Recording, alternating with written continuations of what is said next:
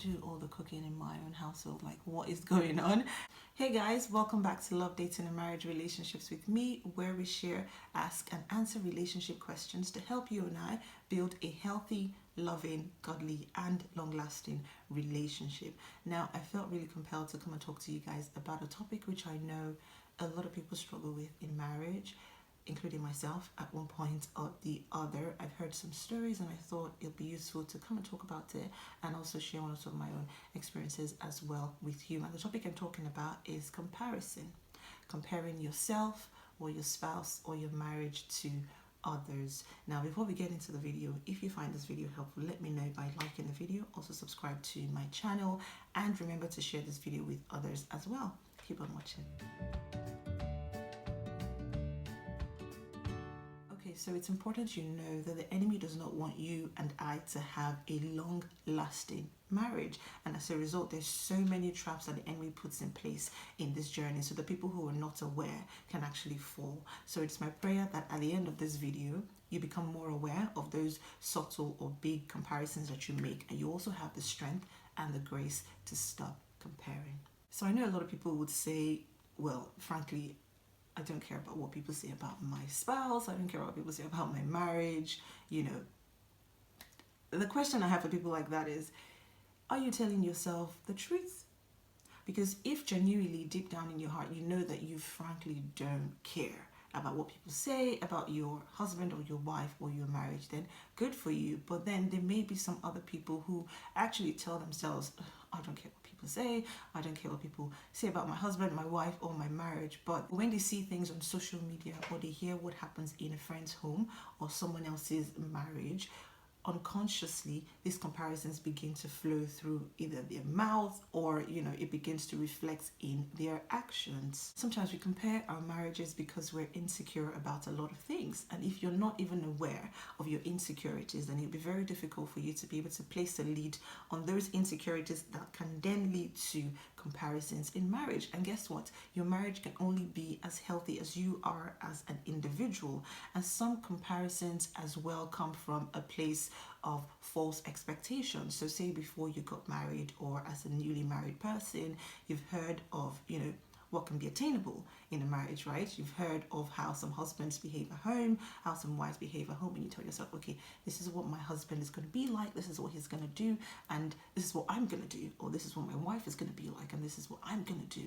You know, sometimes they're good expectations and sometimes they're also false expectations, you know, and then you go into the marriage and you're thinking, well, this isn't really what I thought was going to happen. Why is this happening in so-and-so's home and it's, you know, it's not just happening in my home? So those false expectations can also lead to comparisons in the marriage. So you know that you are comparing your spouse or your marriage to others when you begin to focus on the wrong things. You know, you're always saying, why is she like this? Why is he like this? Why can't he be like this? Why can't she do these things? You know, and then this experience begins to steal your joy. And by that, I mean, it begins to prevent you from seeing and experiencing the beauty of that current season you're in. You're only just focused on, why is he like this? Why can't he do this? You know, just the wrong things, and you can't even see the right things. Your heart just becomes, you know, so troubled and heavy all of the time. And sometimes you can also even tell that it is the conscious or unconscious effect of probably what you've seen on social media, what you've seen online, or what you've heard that happens in someone else's home. So what do you need to do, and how can you stop comparing your marriage to others? I think the first step is to know that you are on your own personal journey. See, God knows you better than you may think you know yourself. He knows your marriage better than you may think you know that marriage. Because a lot of times we tell ourselves, well, I know myself so much, but yet some of the times I still fall short. I have weaknesses, I have flaws, I have bad habits. You know, God knows so much about you. He knows what will break you. He knows what will bless you, what would overwhelm you, and what would also sustain you. Sometimes in your marriage, you might be like, God, I want this instead in my marriage. But God will say, no, instead of that, take this. Let's see what behavior, let's see what attitude, let's see what character you would use with what I have given to you. Let's see if you can appreciate the blessings in the small things, in your current season, in what I have placed before you, before I give you something else bigger than that. So understand that you are on your own journey. Your marriage is your own journey. The marriage of your friend, the marriage of your parents, the marriage of someone else that you don't even know but you've heard about on social media, that is not your journey. That is their journey, and you can't weigh their journey together with yours. So you're on your own journey. And as such, you shouldn't be comparing someone else's journey, someone else's marriage or marital journey with your own journey. Now, the second thing is having patience on this journey. Having an excellent, loving, and long lasting marriage is not an overnight process. It is not a sprint like we often hear, it is a marathon. Now, sometimes some couples tell you that they don't fight, they don't argue, they just don't do things like that, and they get along so well. Now, it is very possible, but I always think it is one of two things. Now, the first is that they have mastered the art or the skill of having healthy disagreements, healthy misunderstandings, and they also know how to communicate effectively to one another. The second thing is that that couple may actually be walking on eggshells at home, avoiding important discussions or important things that they should be talking about in their marriage, just so that they don't offend each other, or they don't step on each other's toes, or they don't, raise their voices just because they have one perception of what the marriage should be like. And then when you hear these things, you ask yourself, why do we fight? Why can't we just get along like the way they get along in their own marriage? Now, there is room for inspiration, but not comparison. With inspiration, you get guidance, or you get the formula that obtains in that marriage, and you adjust it to how best it suits your own marriage. Remember that your marriage is not their marriage. The vision, the goal, the purpose that God has called you and your spouse to fulfill in your own marriage can be different from what obtains in that other marriage. So as opposed to copying and pasting the formula that works for them, you can take that formula, adjust it to how best it suits your own home. And guess what? That formula will work for you a lot better as opposed to copying and pasting. In fact, copying and pasting can create a lot more chaos than there was before, because now you're bringing what obtains in a marriage that is completely different to yours and expecting it to work.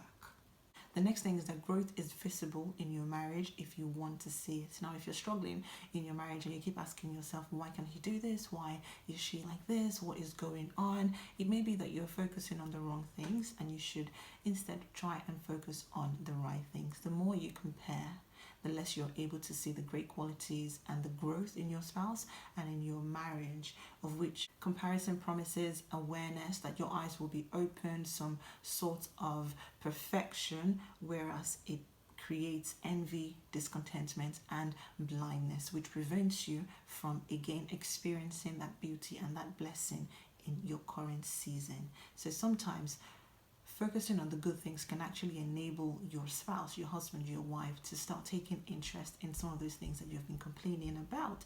Again, it's not because you have been saying you have to change, you have to do this, you have to do that. It is because, like I always say, the Holy Spirit enables them to change. The Holy Spirit enables them to take a different attitude, take a different approach, concerning certain things, because it will be healthy and good for your marriage. And the last thing is that marriage is not a competition. We are not supposed to compare ourselves or our marriages to the marriages of other people, because we do not live for people. You're not married to the man or the woman in the other household, so why would you want your husband or your wife to do the things that they do in that household? Now, the people that you're even comparing yourself with in the other marriage, they don't have the same vision, the same goal, the same purpose, the same calling that God has placed on your life in your own marriage. So you shouldn't compare your journey with theirs. You shouldn't compare your chapter 1 with their chapter 2. You shouldn't even compare your chapter 5 to their chapter 6, or your chapter 5 to their chapter 30. Everyone goes through different stages in their own journey in marriage. Again, that's why, going back to the first point, it is your own personal journey, not anybody else's journey. It's your own personal marriage with God at the center of your marriage. So comparing your own beginning chapter with someone else's continued chapter can only be chaotic, because you have different callings, different vision, different purpose in your marriage. And if you must compare at all, compare yourself, compare your marriage to the Word of God, as this will keep you accountable to ensuring that you will do what God has called you to do in your marriage, and you would know if you are living up to God's standards or not. For instance, husbands, love your wife like Christ loves the church. What is the expectation of a husband to love his wife like Christ loves the church? What is the expectation of a wife to submit to her husband? I did a couple of videos on this before. If you haven't seen it, please go watch it. So as opposed to comparing yourself to another household, to another marriage, compare yourself to God's standard so that you can hold yourself accountable before God and not man. So some examples of basic comparisons that can happen in a marriage is where, say, in one marriage the husband is earning so much more than your own husband is earning, then you start saying, oh, why is he earning so much? What are you doing? Why are you so lazy? Go out there and earn more money, forgetting that their purpose is different. They have different goals, they have different visions, and God has different callings on their lives. Another one could be the husband being the chef in the home. So you find that in your friend's marriage, the husband does a lot of the cooking. He enjoys doing the cooking, and your friend tells you that, oh, she enjoys when her husband serves her a meal, and you start thinking, well, I do all the cooking in my own household, like what is going on? And then you start telling your husband, you know what, I'm not making any meal today. I'm just going to sit down, put my feet on the table. There's some pots and food items in the kitchen. Make us a meal. And if it doesn't, you're not going to make any meal either. So that's a very good example of comparison, and that's a very good example of copying and pasting what you have seen in someone else's home into your own home, when you could have adjusted that formula and see what works for you. So another example could be in planning holidays. Now, if you know me very well, I am a very meticulous person. I plan things down to the T.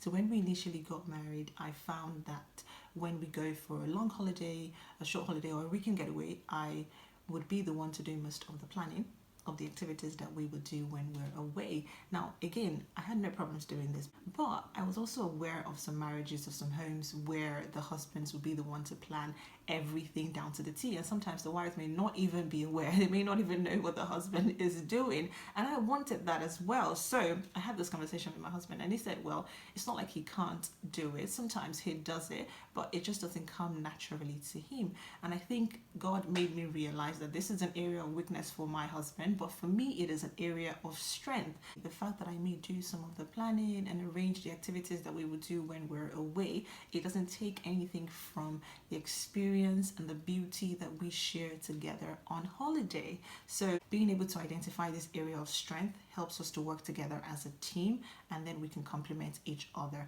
And of course, when he steps beyond his comfort zone and does these things that do not necessarily come to him naturally, I find that I actually appreciate it more, as opposed to if it came to him naturally, because to me that speaks of effort and being intentional. So you don't have to compare your marriage to the marriage of your friends or people that you see on social media saying that their lives are better than yours, or they have more money, they have better cars, better homes, better jobs. The enemy tries to take hold of your thoughts and then plant seeds of doubt, unnecessary concern, envy, and discontentment. Guess what? Comparison has no end. It goes on and on and on, and it is exactly what the enemy wants, to prevent you from enjoying the blessing and the beauty of the season that you are currently in. So just because it is different in your own marriage does not necessarily mean that it is bad, although there are exceptional circumstances that you have to pay more attention, because we all have flaws, we all have deficits. And I encourage you, instead of comparing your marriage to that of others, instead of saying things like, I wish you were like this, I wish you were like that, I encourage you to pray about those things and pray about your spouse as well, so that God can show you the things that you need to do and the things that you need not to do, and also to give you the right attitude so that you do not dishonor your spouse. So if this is something you have been struggling with, again, I encourage you, husbands and wives, ask the Lord to help you not to compare your marriage to others, and to also prevent discontentment from brewing up in your hearts. I pray that God gives you the wisdom to know how to pray for and approach certain areas in your marriage where your spouse may be deficit in, and that you also not lose sight on the joy, the beauty, and the blessing in your possession in your current season. Okay, so thank you so much for watching. If there's anything I've said that stood out for you, or you have any contributions, please share your thoughts in the comments, and you can also catch up on my other videos if you haven't seen them yet. And as always, I encourage you to live an intentional life. Until next time, stay blessed.